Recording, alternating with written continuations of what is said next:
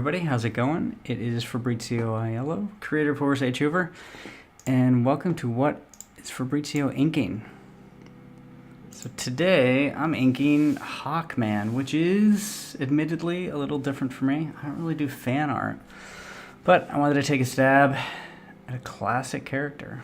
But before I do that, this is my comic book, Horus H. Hoover, available from alternacomics.com. I have issues 1 and 2. Sort of like an old school pulp occult detective. Gets into suit. I'm gonna stop right there, and we'll just start. Hey, Reverend Saber, how's it going? John from John's Long Box, stirring up drama all over the internet. Not watching Die Hard. Crazy.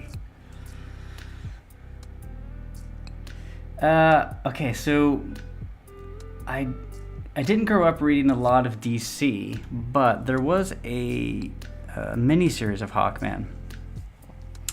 I can't remember. It might be a 4-issue miniseries, and I loved it so much. That's kind of my image of Hawkman, so it wasn't until quite a while afterwards I got some collected Hawkman. I always thought he was a cool character. I always loved the look of him, but I just wasn't a DC guy, so I haven't read a bunch. No Die Hard, no jazz. Oh my god. And plus, think about Hawkman. He obviously is reminiscent of like Thor, you know. And Thor was always one of my favorites, so he had that going for him. But in that miniseries, I remember there was a scene where things were getting serious, and he pulled out the leather straps on his knuckles with spikes on them. I'm like, all right, I can get behind that. He was pretty cool.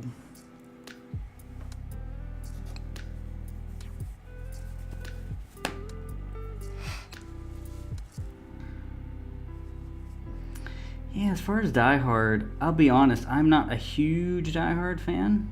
It's great. But I actually consider myself to be more of a Lethal Weapon fan. But it is appropriately wintry. Actually, Lethal Weapon is very Christmas-like too, because it always takes place during Christmas, I think. Maybe not all of them, but the first one does at least. John, I sent Renzo copies of your comics. Spreading the Hoover to Mexico. That is so awesome. Yeah, that's exciting. I love that cover for your comic book. Love the setting.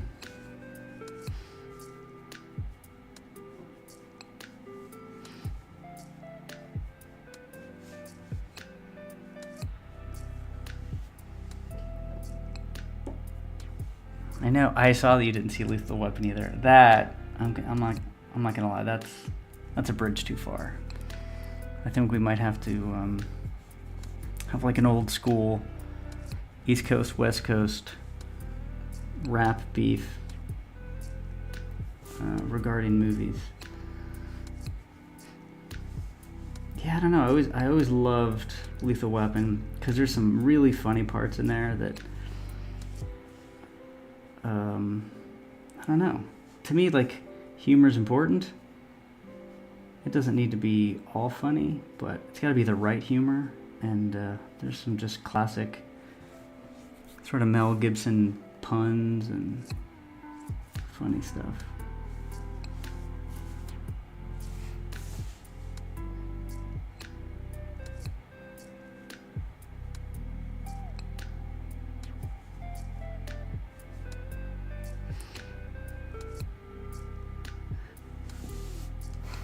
So I will be on John's channel on Tuesday at 7 o'clock with Brian Baugh.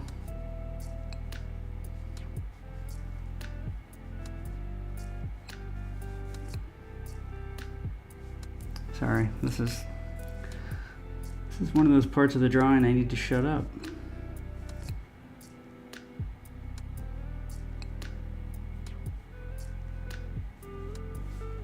Because if I mess this up,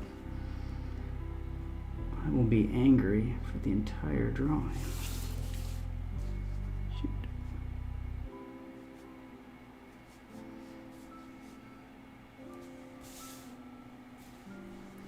It's funny, whenever I decided to have the second camera, I'm like, I don't know, should I do that? Because when I draw, I get pretty angry sometimes. I can get pretty frustrated. Do I want people to see my frustration? I don't know. It's my birthday on Wednesday, so I'm having my favorite. Oh, that's awesome. Yeah, that's right. I saw it's your birthday, so that'll be fun.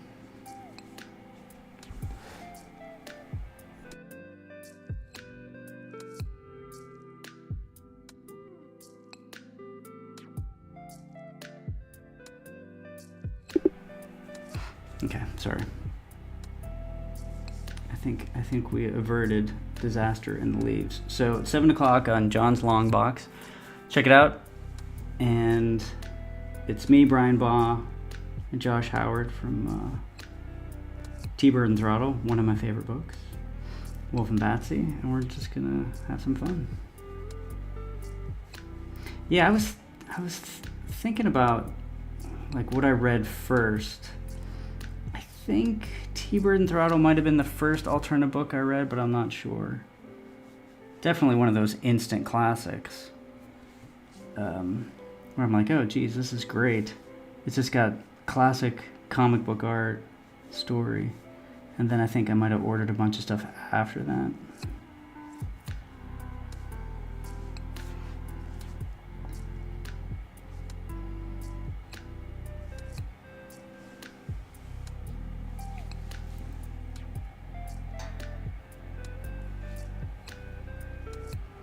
Yeah, Hawkman. So, I don't know much about him. He just seems like a cool, like, warrior. My favorite, I know this is gonna be controversial, but my favorite Thor might very well be gold armor, bearded Thor. I mean, I've read all the other stuff, but I don't know. I always loved the blue and the gold.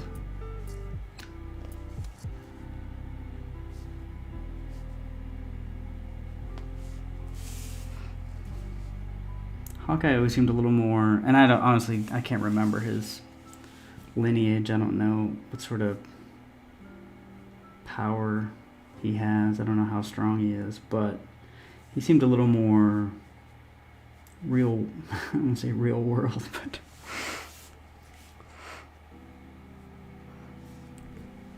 all right. So you do agree about Hawkman, see, or Thor? Yeah, the beard always looked cool on Thor.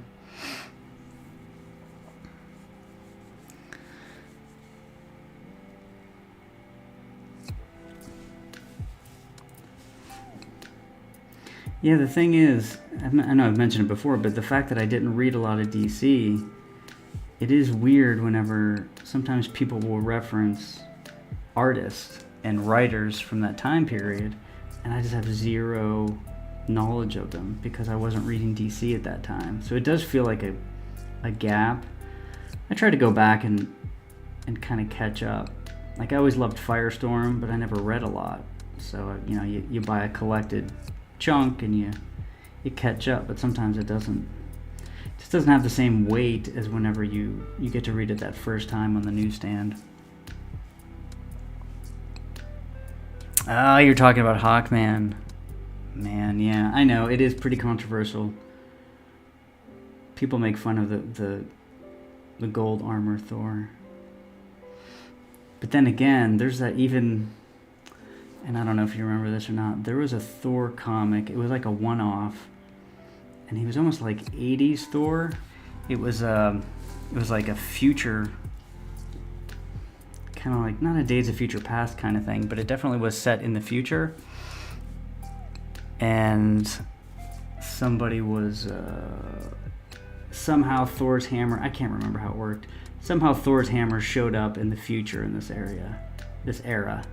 And somebody grabbed it and became Thor, and he is very much like 80s metal Thor, but not in a bad like 90s way. He was still kind of cool.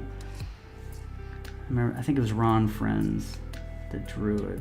Man, I loved that.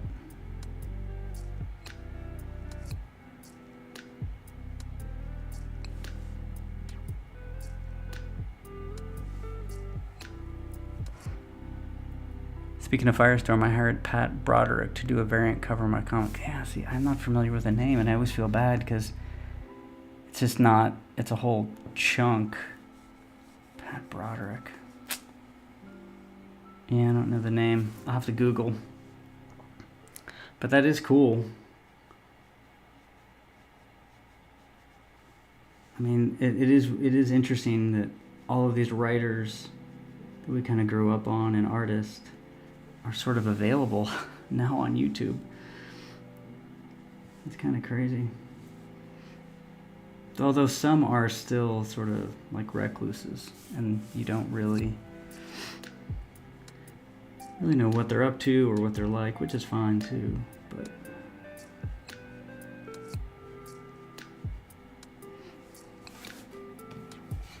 he did the first 25 issues or so of Fury, a Firestorm, and Captain Atom. Wow. I will definitely check that out.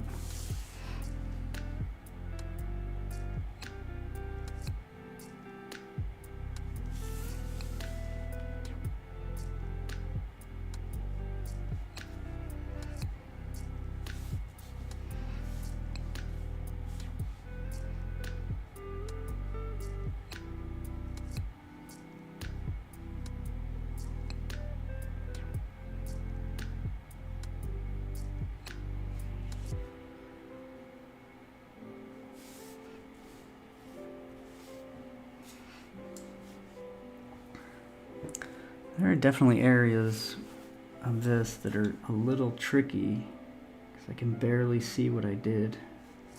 I should have probably printed the blue line a little darker. But sometimes when you print the blue line too dark, it's hard to pull that out whenever you're cleaning it up later on in Photoshop.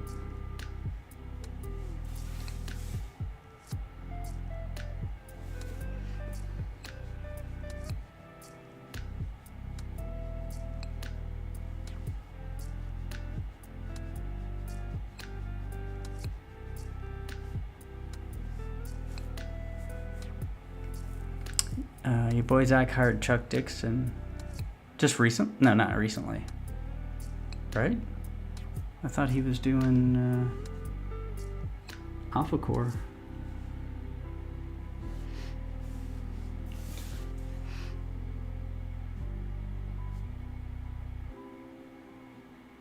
I'll be honest, I never really bought any of his stuff, even though I was very familiar with the channel and all that jazz. I don't think I backed any of the stuff.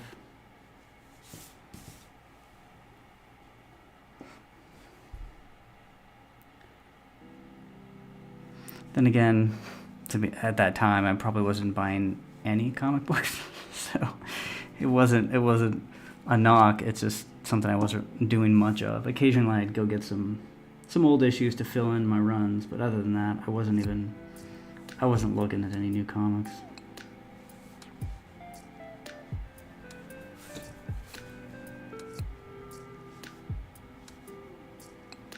Although he is doing that First Blood? It's like a Rambo something.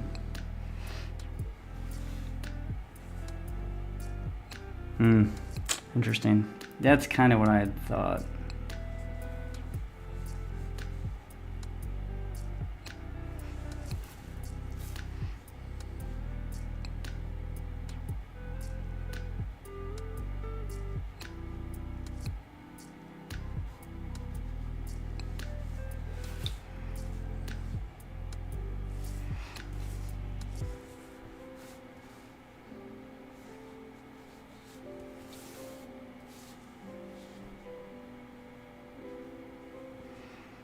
Alright, I think I've worked a little bit, not too much in the arm, but enough to move on. Rubens Lima from Brazil. Great artwork, Fabrizio. Thank you. Thanks for joining. I appreciate it.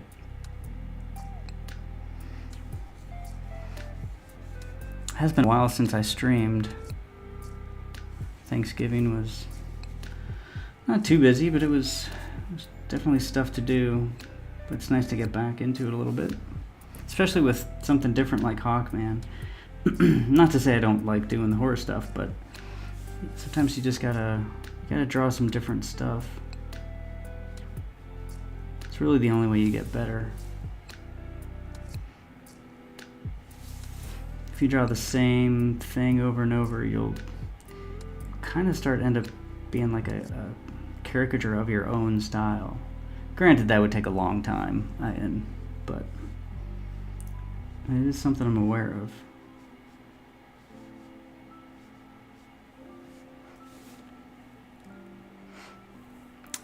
John, I like Jawbreakers a bit, and we'll get the next ones, but his other stuff is all high concept, but it fails in execution. Interesting. It's not grounded like Hoover. Yeah, it's 100%, cinema verite, so to speak, for Horace H. Hoover.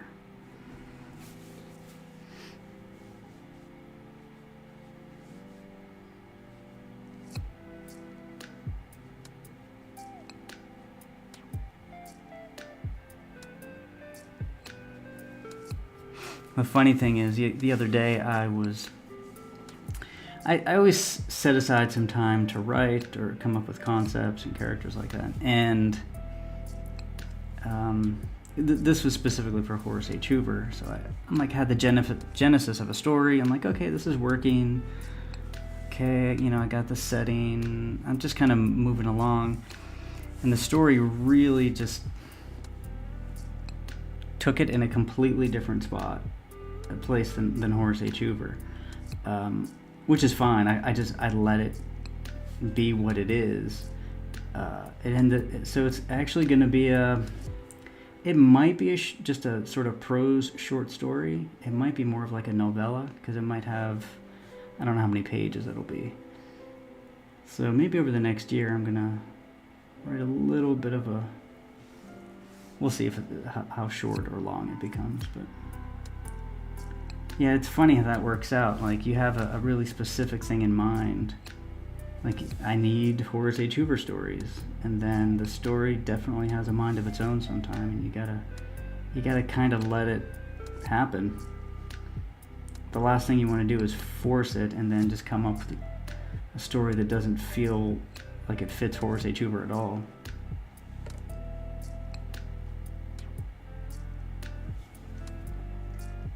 Your Hawkman reminds me of Joe Kubert. Wow. That's the first time I've ever heard that. That's cool, though. I mean, I will definitely take that. For a not very brief moment, the Kubert school was sort of in my sights after I had graduated college for art. I'm like, okay, well, I have this sort of grounding in the fine art, oil painting, all that jazz, but comic books are so different. Is it worth going to like the Kubert school and getting that sort of education on top of the other stuff? Obviously I didn't, because the school was more expensive than I could afford, but I always wonder about that.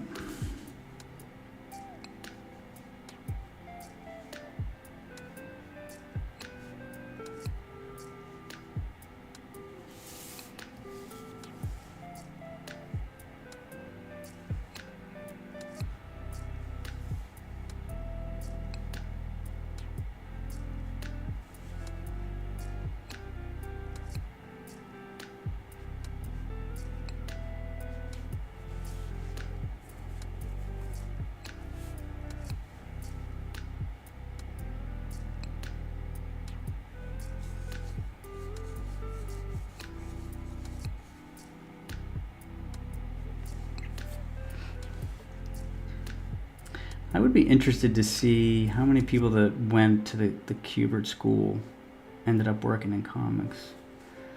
That would be an interesting metric to use.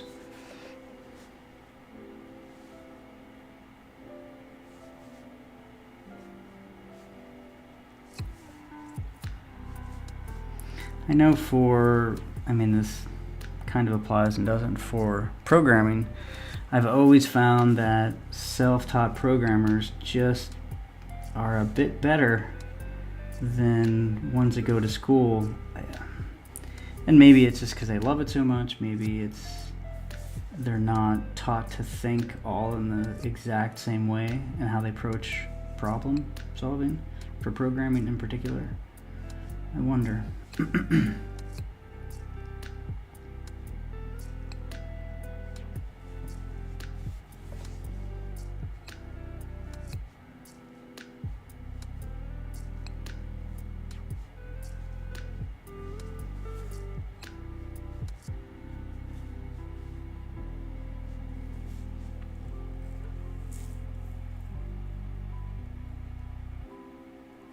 I will hazard a guess that right now at Marvel and DC, no graduates of the Kubert School are working there.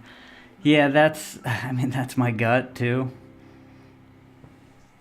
I would be really interested to see what they are doing, if they continued in different industries, advertising, illustration, things like that.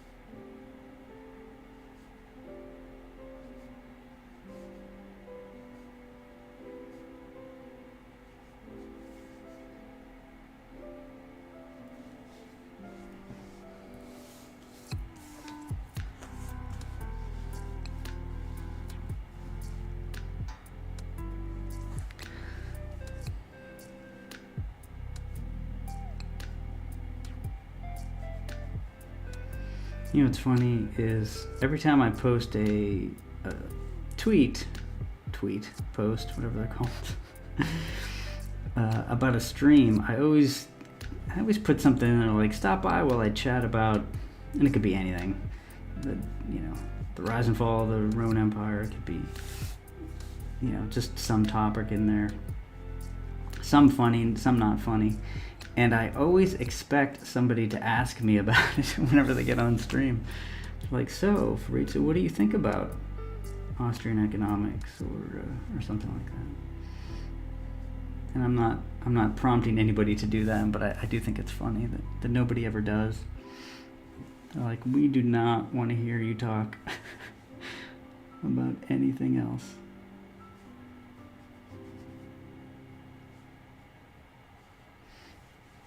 I think one of them too was, I was really coy. I put something like, something like the hazards of using an unfamiliar remote control at the in-laws for Thanksgiving or something like that.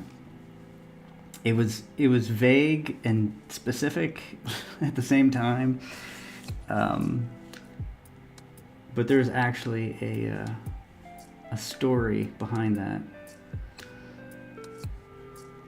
which I do mean to tell one of these days.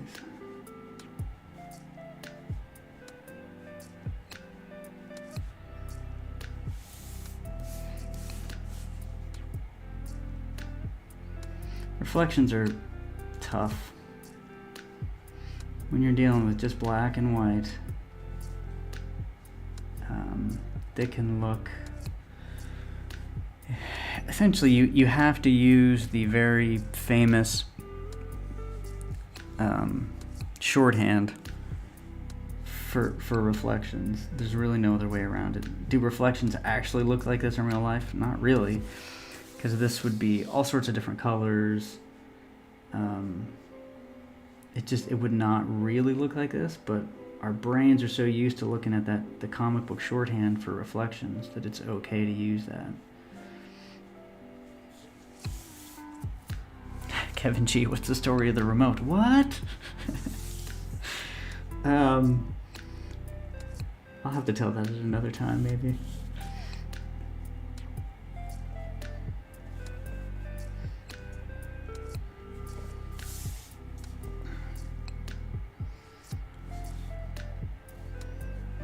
Not that it's particularly bad or anything.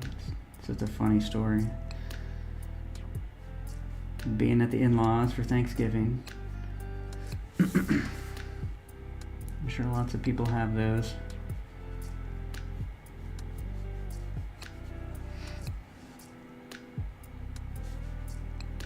Oh, also, thanks for popping in, Kevin G.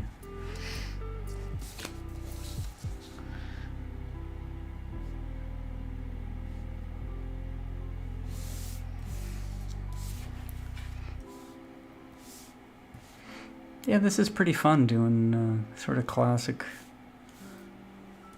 characters that I never have ever drawn in my life.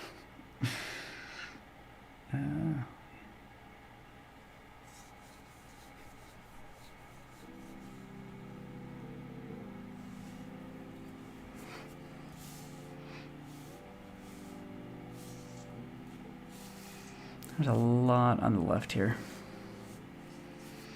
Yeah, this is gonna take at least, I don't know, 4 hours total, just for the inks.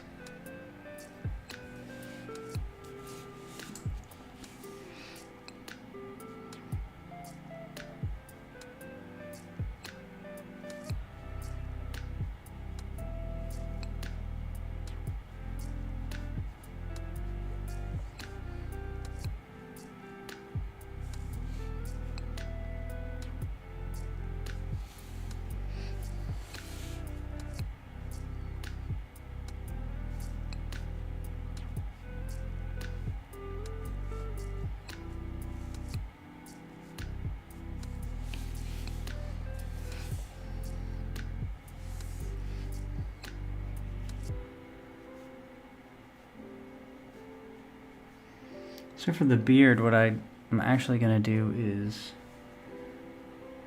I'm going to draw in quite a bit of the hair. Usually you don't do this. It's more like clumps. I'm probably going to draw in a decent amount of it, and then I'll take black and go over it and essentially block out bigger shapes. But this gives me an idea of the direction of all the hair, because I don't want to wing that. No pun intended for Hawkman. Hawkman is my favorite DC character, and I felt well done in the Black Adam film. You know what? I haven't seen the Black Adam film. I didn't even realize they had Hawkman in there. Maybe I didn't see it in the trailer.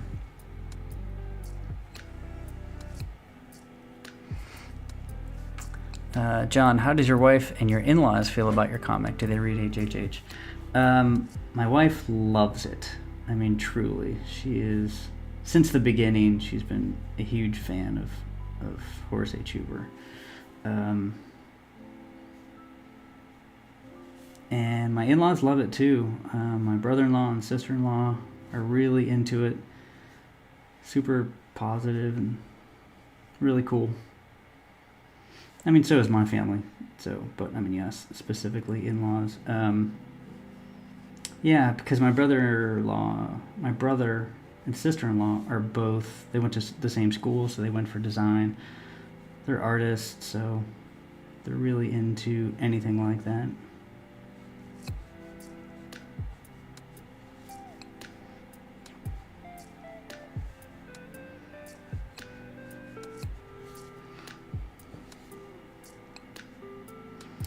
which I definitely lucked out. I can definitely see a scenario where I don't know, the in-laws are really into medicine or business or some other field, and then it's, that conversation at the dinner table. So, Fabrizio, what do you do? I'm like, well, think of the two nerdiest professions you can think of: programming and comic books. That's what I do.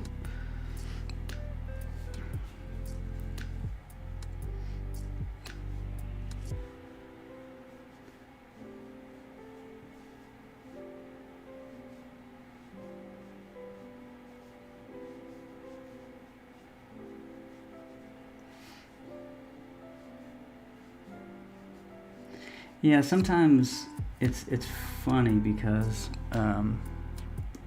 sorry. Do they see it before the general public, or do they have to wait? My wife definitely sees it. I send her. She reads right before it goes to print usually, or maybe the proofer at that point.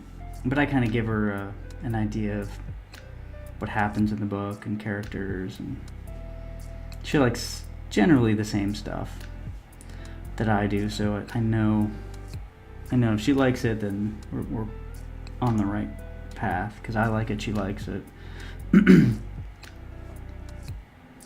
Everybody else, they get the book in the mail. I also, you don't want to spoil it for too many people, because you want to get an honest reaction sometimes. So if you talk about it too much in advance, or give away really specific details to people, it kind of ruins that first reading. So I have a couple of people that I send it to before it goes to print that I don't give them any indication on what's going on, and I feel like that's a really good way to get a very fresh idea as far as input.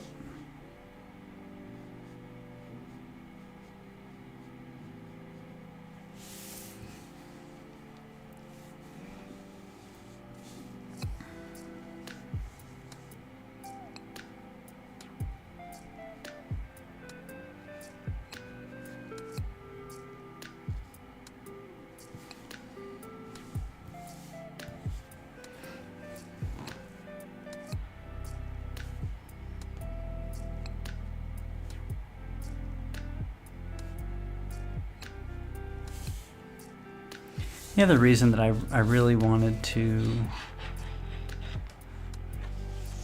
John, I know that I'm biting my tongue with my comic and it's killing me. Yeah, man, it's definitely a line you gotta figure out.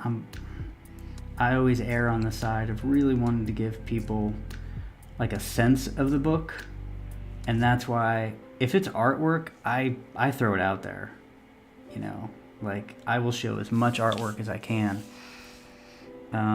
because they can interpret it different ways. If it's just a random page from a book, it's rarely a spoiler, but if it's a specific thing that happens, I'm really reticent to tell people.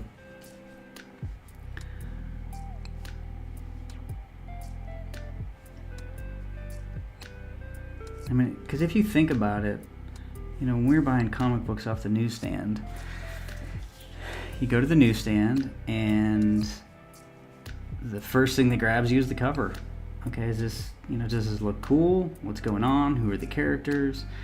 You flip through it maybe, and then you buy it. There's no trailer, there's no background, there's no the premise of the book, none of that. It really is based on the visual impact. Now, granted, the visual impact is helped because the characters in some cases, but I mean, we were all first time readers at one point, so we didn't know all the characters.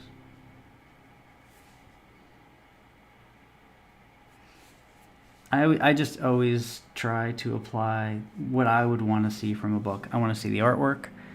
I want to see who's working on it, and a real basic premise. And that's usually enough to get me into it.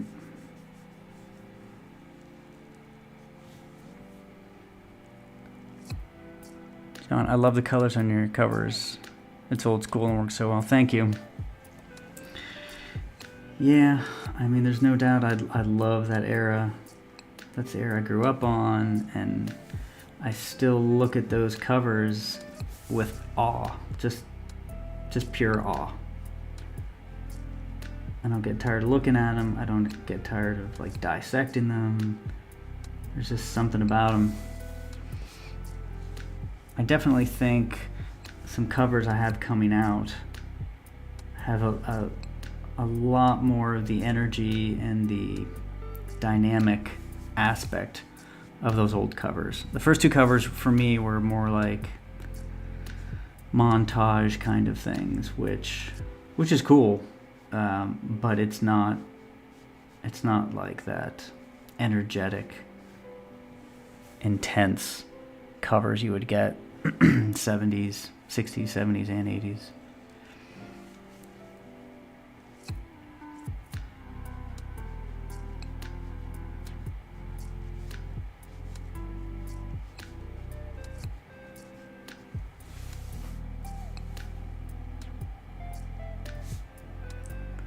Getting a pretty significant delay, so hopefully this is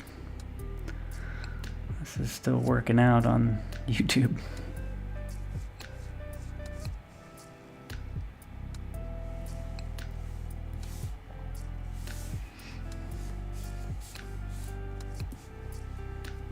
Kevin G, will yellow always be the background to a cover? No, definitely not.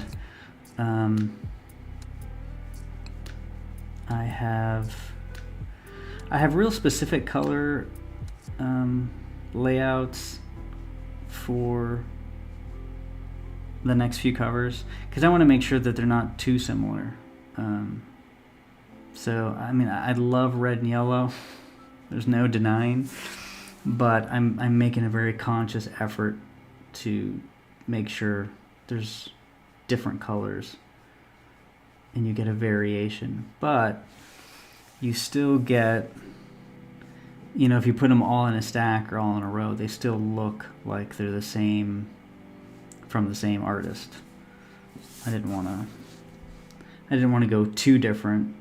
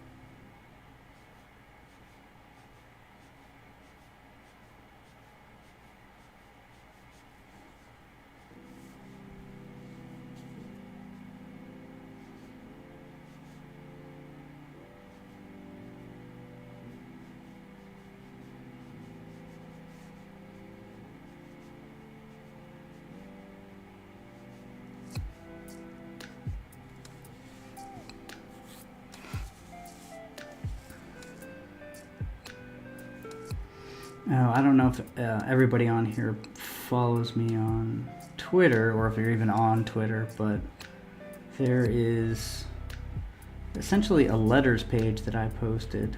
So this was supposed to be for issue 1. I had created a letters page which I thought was fun for issue 1, which unfortunately didn't make the page count, so that sort of ended up on the cutting room floor. But I posted it because it actually has some important information if people are inclined to check it out. I really like putting little Easter eggs, and there's a couple letters in there which are kind of funny, I think.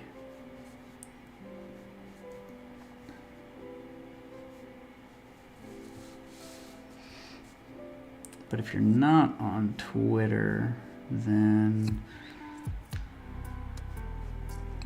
I could post it on Instagram, but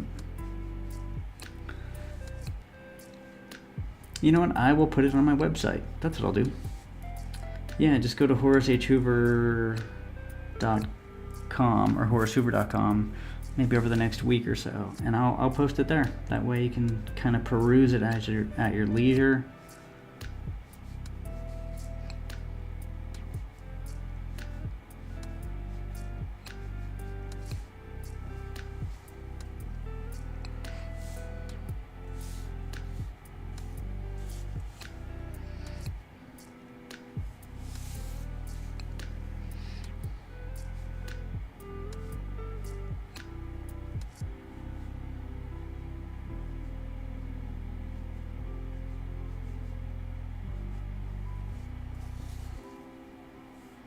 I liked your comment about Seinfeld. Yeah. It's just funny because I see it pop up more than I should, and I just made that connection. I'm like, this might be a thing. I wonder if is it just me, or is this phenomenon widespread?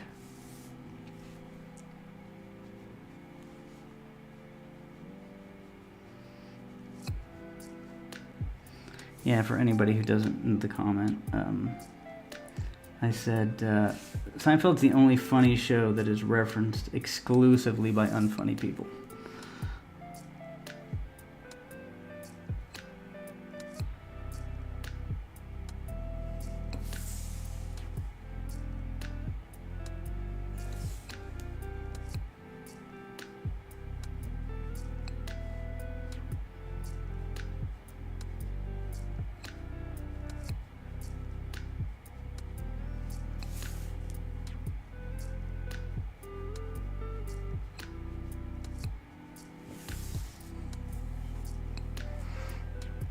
I hit a saturation point with sitcoms. I like them, then all of a sudden I'm done. I never go back.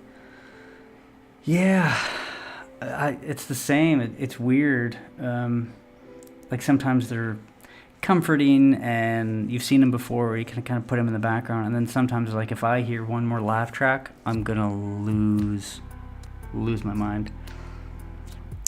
Cheers, MASH, Seinfeld, Raymond, Friends. Yeah. Frasier was really early and really sudden. The only sitcom I can go back to is The Odd Couple. Wow. So I am a huge Frasier fan. That's probably one of the only ones that I find I rewatch. There's probably a few more, I shouldn't say that. But let me put it this way. I guess there's a difference between sort of actively watching it and then it's, like I said, in the background. Maybe it's on, maybe it's not. Frasier, I actively watched. Just because, I don't know, there was something about it. I loved the humor in it.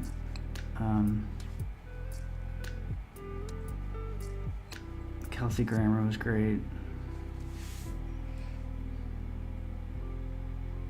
I don't think I've ever seen The Odd Couple, to be honest. I mean, I know of it, but I probably haven't seen an episode, now that I think about it.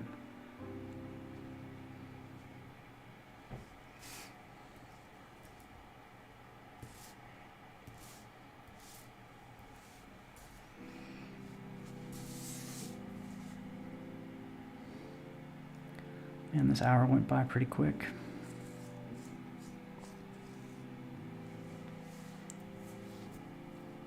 Big Bang, I was done after a few seasons. Yeah, the funny thing about The Big Bang is I didn't like it, and then I was traveling a lot for work, and I just would always find myself in a hotel, and The Big Bang was on. And I'm like, you know what? That was pleasant, we'll say. Like, you're in a hotel, you can't find anything, you don't want to stream, and then The Big Bang would come on. I'm like, you know what? That's acceptable for that sort of like gap to fill. But yeah, outside of that, I've never been a huge sitcom fan. There's just, I don't know, there's something about them. I mean, they do reuse tons of jokes, that's for sure. That gets old. Like, if you have a good memory, you're like, oh, well, they did that, in Friends, or they did that in Seinfeld, they did that, and that gets obnoxious. I'd rather watch something else, like a drama.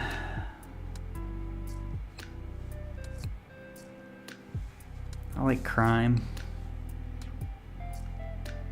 To be clear, TV shows about crime. I was a big Justified fan, huge Justified fan. Man, I love that show.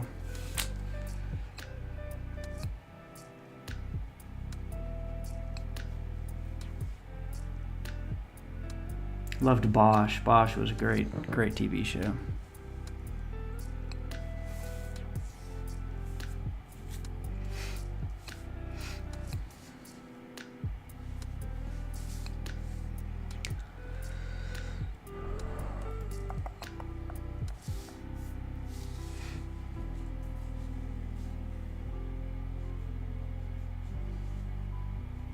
I actually think HBO had like a heyday, and I don't think they've really gotten back to it. Like Deadwood was really great. Carnival. Rome. Man, Rome was really good. But they put out a lot of stuff since then that I thought was really subpar. John, I loved your fake letters page. I'm a fan of letters, real or not. Hope to include one in my comic. Thank you. I thought it was funny, and again, there's some stuff in there that is kind of lays some groundwork for things to come, so I thought people would enjoy it. I was really bummed it didn't make it. Yeah, I mean, I say, especially for your comic, if you're taking like the old school approach, it feels natural, honestly, and it might, I think it would feel kind of weird not to have a letters page at the end. So I say do it.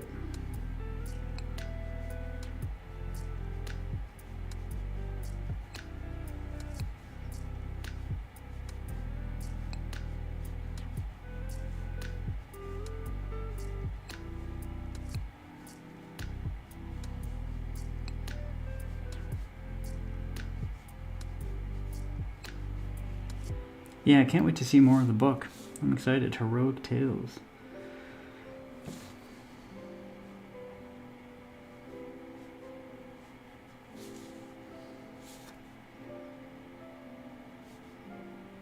Especially, day by day, my decision to not buy any current comic books is proven to be the best decision I ever made a long time ago. Because, what they do with the current characters, I just want to see new stuff. So, for me, I make Horace H. Hoover, but, I love seeing new comics, new characters. It's exciting because you just have no idea. I have no idea what the next page is going to hold. Meanwhile, for Marvel, you have a pretty good idea.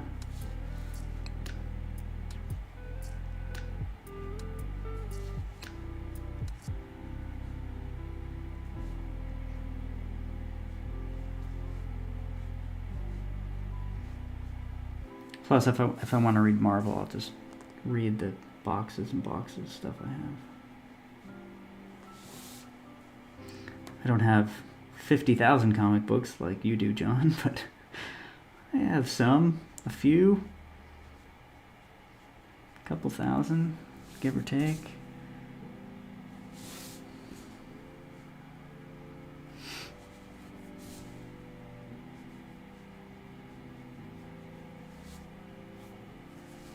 Although I don't know what your view is, I never counted my collections, like collected graphic novels, like collected issues kind of thing. I never counted those as comics. And I have a lot of those. But to me, that's it's a different thing. I don't know what your thoughts on that are.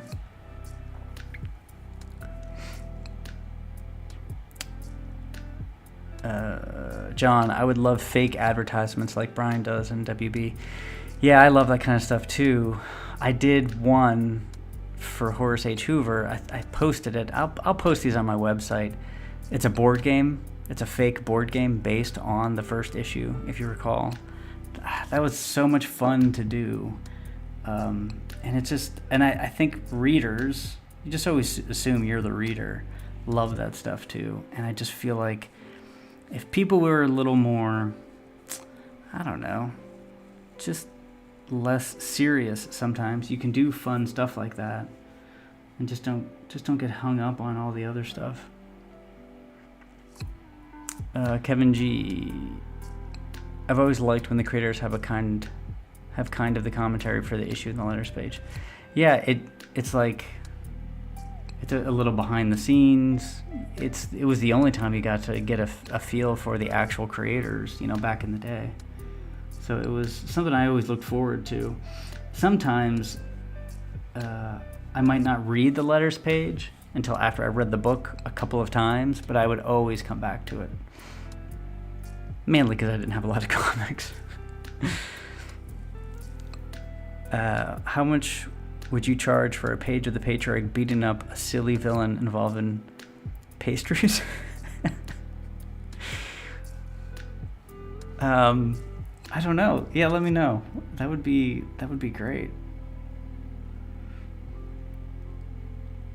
Again, I am trying to do different kind of stuff just to keep my chops going. Keep them up. I don't count graphic novels. In fact, I avoid them. I like how floppies give you a pause point. Yeah, I couldn't agree more.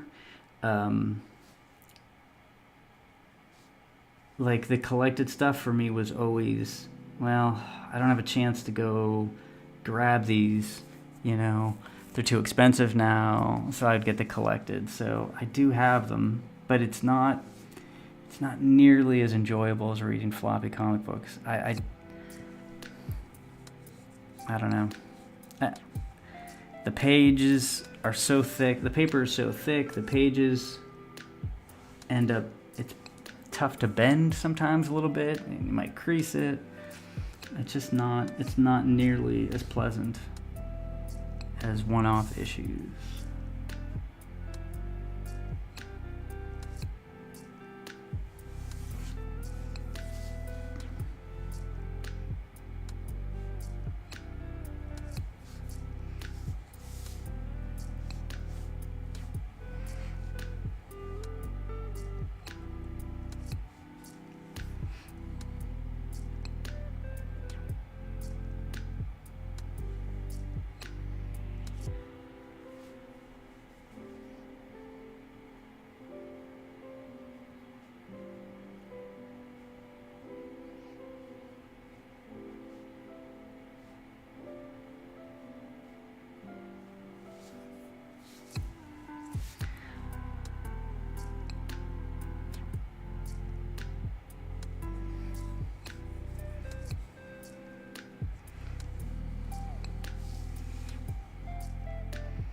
Yeah, going back and being able to read the single issues of a run that, again, is kind of too hard to get your hands on. It's kind of like whenever they re-release movies in theaters that you never got a chance to see in the theater. Like, I got to see The Godfather in a theater, which was, I'd been watching it for years, obviously. But seeing it on the theater, just a completely different experience.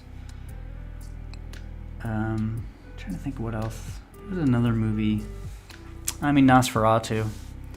I saw Nosferatu in a theater, and they had a live orchestra doing the music, which was so cool. Oh my god.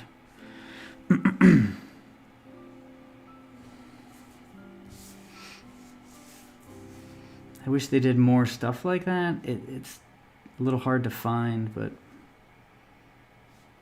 man, is it worth it.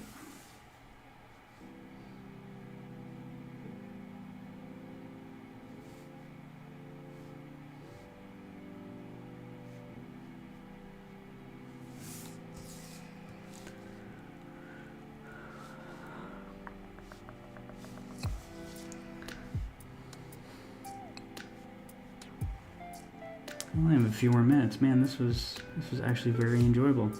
Thank you guys for popping in and chatting. Like it makes the time go, and it's fun.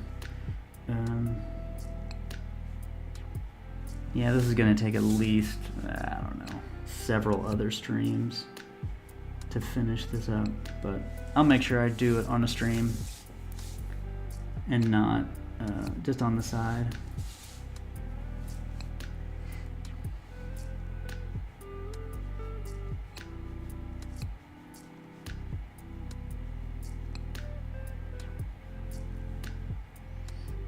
I have to break out those old Hawkman issues that I was thinking of.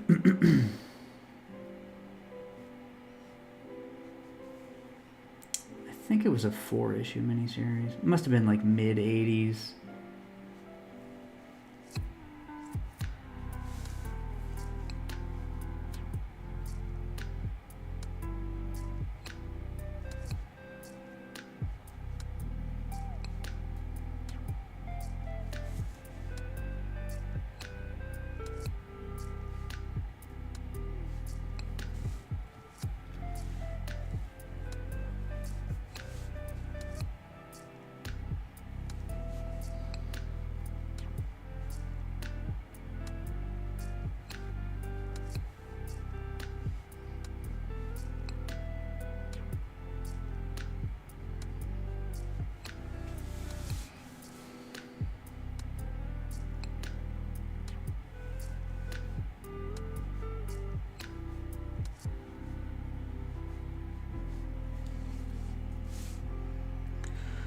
Alrighty.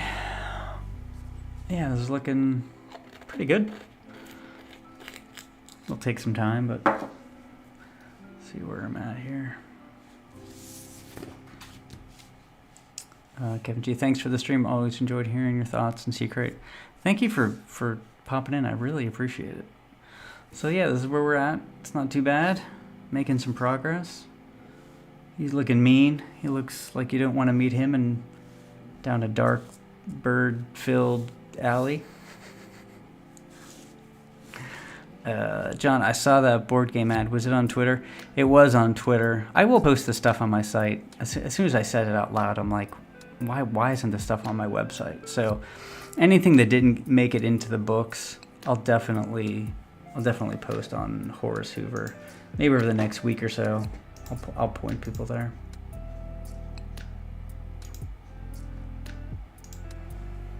Thanks for Evan Saber. I appreciate it. John. And was the letter page the first mention of HH's wife? No.